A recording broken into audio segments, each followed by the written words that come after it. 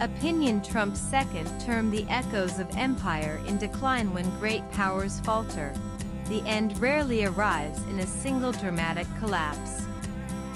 More often, decline begins subtly, under the leadership of rulers whose policies, decisions, and personal styles chip away at the very foundations that made their realms dominant. History is littered with examples from Rome and the Ottomans to the Mughals and even the British, where the seeds of decay were sown not at the empire's weakest hour, but at the peak or shortly after, when complacency, overreach, and hubris replaced steady governors. Watching Donald Trump's second term unfold in Washington, it is difficult to escape the sense that we have entered a similar inflection point for the United States. The pattern in each decline follows an almost predictable path. Institutions eroded as rulers centralized power and sidelined competent administrators. Corruption and nepotism flourished. Societies fractured under divisive policies. Economies faltered from overextension, fiscal mismanagement, or both. Alliances frayed, rivals grew bolder, and legitimacy, the belief that the system was worth preserving, began to crumble. Once these dynamics took hold, the downward momentum was hard to stop. Donald Trump's second term exhibits more than a passing resemblance to all of these historical moments. From the outset in January 2025, Trump has governed with an openly personalist style, casting himself as the singular savior of America against a litany of corrupt or traitorous enemies. Independent regulatory agencies have been stripped of autonomy and placed under direct White House supervision, with loyal political officers installed inside. Career civil servants have been purged in favor of ideological allies, echoing the late Ottoman pattern of replacing seasoned administrators with sycophants. Agencies like the Bureau of Labor Statistics have been gutted, international relationships built over decades dismantled overnight, and thousands of experts left in limbo, the administrative equivalent of tearing down your own city walls. The bending Gothic knee and offering of personalized tribute by Tim Cook or the protection money by NVIDIA are not just jarring sights emerging from a first-world country, but indicators of the process where personal capture of institutional processes often heralds societal fracture. The Justice Department and IRS have been deployed against political adversaries, including universities and law firms tied to past investigations of Trump. Even the visa status of international students has been weaponized in campus protest crackdowns. This is not the neutral, rules-based state envisioned by the American founders. It is governed by vendetta, a hallmark of declining regimes where loyalty to the ruler outweighs loyalty to the law. Undoubtedly, the greatest strength of Pax Americana, its universities, are also under direct Trump attack. That many of these universities had decidedly turned hard left in the preceding years is no excuse in the way Trump is systematically going about dismantling them. Domestically, Trump's agenda has intensified America's internal divisions. History curricula are being retooled to fit a MAGA supremacist version, while immigrants, urban crime-ridden areas, and political opponents are vilified. The parallels to Aurangzeb's Mughal India are striking, an ideologically driven leader alienating large constituencies to please a devoted base, stoking resentment that may outlast his rule. Empires that turn against their own pluralism rarely hold together indefinitely. In foreign policy, Trump has accelerated a retreat from the very alliances that underpinned U.S. global power for three-quarters of a century. At NATO summits, he has openly questioned the Mutual Defense Pact and asserted that American protection is conditional on allies' deference.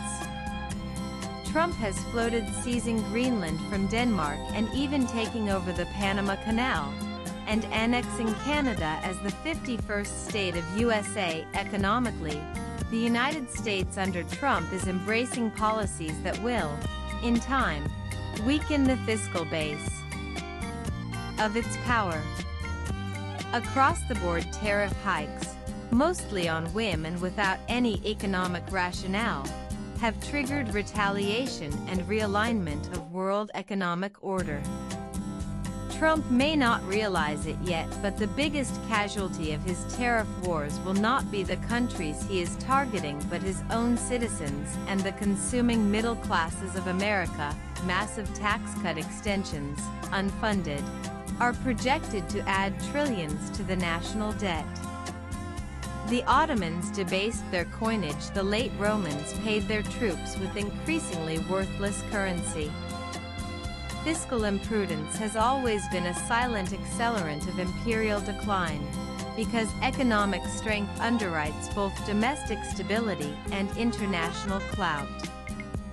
A heavily indebted America facing rising interest costs may find its ability to project power, militarily or diplomatically, sharply curtailed. Perhaps most striking is the erosion of legitimacy. Trump has repeatedly cast doubt on the integrity of U.S. elections, suggested he might not accept results he dislikes, and pardoned those who violently attempted to overturn the 2020 outcome. In doing so, he signals that the rules of the political game are subordinate to his personal will. History is replete with examples of what follows the late Roman Republic's descent into civil war when electoral outcomes were no longer respected. Mughal succession disputes that invited foreign invasion. The Soviet collapse when Gorbachev's unilateral actions undermined the edifice of the system built 7 decades ago. When faith in the system dies, it is often the beginning of the end. But what has eroded the legitimacy of the USA the most has been the conduct of Trump's foreign policy. Take, for example, Trump's actions on India. Owing to the meddling of USA in Kashmir in the 1950s and beyond, the Indian system harbored an institutionalized distrust of the United States. The actions of the Nixon government in 1971 left a scar that has still not been forgotten by the Indian establishment, despite the extensive political contact. The decision-making system of India never trusted the United States as a reliable partner. Since early 2000, Bill Clinton, George Bush, and Barack Obama administrations spent considerable political capital to repair this trust. Under Prime Minister Modi, more than a decade has been spent by India as well to build public and thereby institutional support to look at USA as a plausible and reliable partner.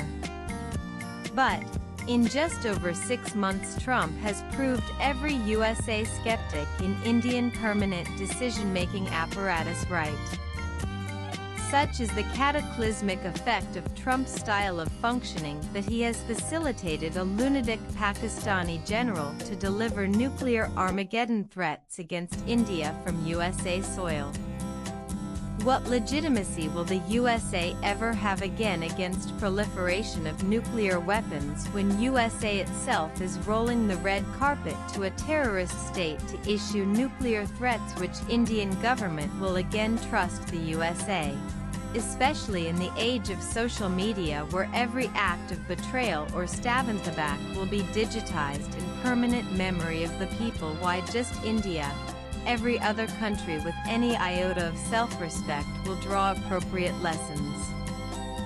The irony is that in the metric of truth, social cycle, Trump may think that he is winning. Parallels from history should warn him that events may and will soon overtake him, and more consequently, the United States itself. The counter-arguments are of course strong. The United States is not an ancient monarchy, and it remains far wealthier, more technologically advanced, and more institutionally complex than most empires at the onset of decline. There are countervailing forces in active civil society, still independent courts in many cases, and state governments willing to resist federal overreach. American decline, if it comes, will not mirror Rome's sack by barbarians or the Union Jack's quiet lowering over distant colonies. But the warning signs of institutional corrosion, societal fracture, fiscal recklessness, and strategic withdrawal are there for anyone willing to see them. History's lesson is: sobering decline is not inevitable, but it becomes more likely when leaders treat institutions as disposable, unity as expendable, and the future as collateral for personal ambition. Empires rarely fall by force alone. Swipe left for next video. Under Trump, America risks collapsing from the inside out, undone by one man's vanity, vendetta, and voracious need for control.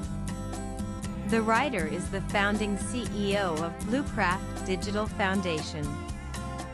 Views expressed in the above piece are personal and solely that of the author. They do